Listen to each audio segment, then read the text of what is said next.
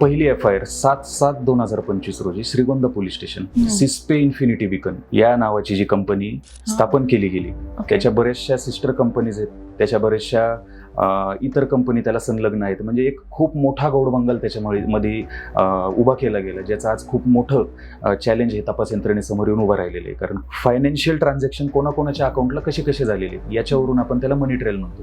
त्याच्यावरून ठरतं कोणाला आरोपी करायचं, कोणाला नाही करायचं. पैसा हा रोज स्वतःची जागा बदलत असतो. मला जर एक 10 रुपयाला कोणी फसवले आणि त्याला कंप्लेंट करण्यासाठी मी 4 दिवस लावले, ते 10 रुपये कुठे निघून जातात, परत त्याची रिकव्हरीचे चान्सेस नसतात. TWJ ट्रेड विथ जॅझ ही एक खूप मोठी दरोडेखोरांची टोळी, आपण त्यांना घोषित करून टाकू. मी तुमच्या पॉडकास्टच्या माध्यमातून सांगतो, ह्या दरोडेखोरांच्या टोळ्या आहेत. वेगवेगळ्या लोकांच्या सपोर्टवरती हे लोक सामान्य माणसाला फसवण्याचं काम करतात. हे मॉडर्न काळातले दरोडेखोर आहेत. तर ट्रेड विथ जॅझ झालं, सिस्पे इन्फिनिटी बीकन झालं, समर्थ क्रॉप केअर झालं. माझं उघड मत आहे, सिस्पे infinity beacon, Samarth crop care, trade with jazz या कंपन्यांचा तपास हा CBI कडे जाणं गरजेचं आहे. त्यामध्ये अन्यथा लोकांना न्याय मिळणार नाही. त्यांच्या आधार कार्डला आणि तुमच्या पॅन कार्डला तुमचं अकाउंट लिंक्ड असतं. या 2 गोष्टी व्हेरीफाय. आता बँक काय तुमच्या समोर प्रत्यक्ष येऊन बसत नसते की बाबा तुम्हीच आहात का स्वतःहून.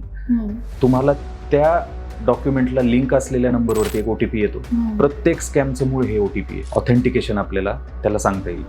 तर OTP तुम्हाला मागितला गेला का तिथून पुढे कॉलवर सुद्धा हे पैसे ट्रान्सफर झाल्याच्या भरपूर अशा घटना सायबर क्राईमच्या अंतर्गत नोंदवल्या गेलेल्या आहेत. रोज हे लोक ऍडव्हान्स होत आहेत. म्हणजे आपल्या समाजामध्ये म्हणे बघा, कुलूप तयार व्हायच्या आधी चावी तयार होते. जेव्हा केव्हा आपल्याला पहिल्या क्षणात हे लक्षात येतं का आपला मोबाईल हा हॅक झालाय किंवा आपली आर्थिक फसवणूक झाली, पहिल्या 1 तासामध्ये रॅपिड ऍक्शन घेणं गरजेचं असतं.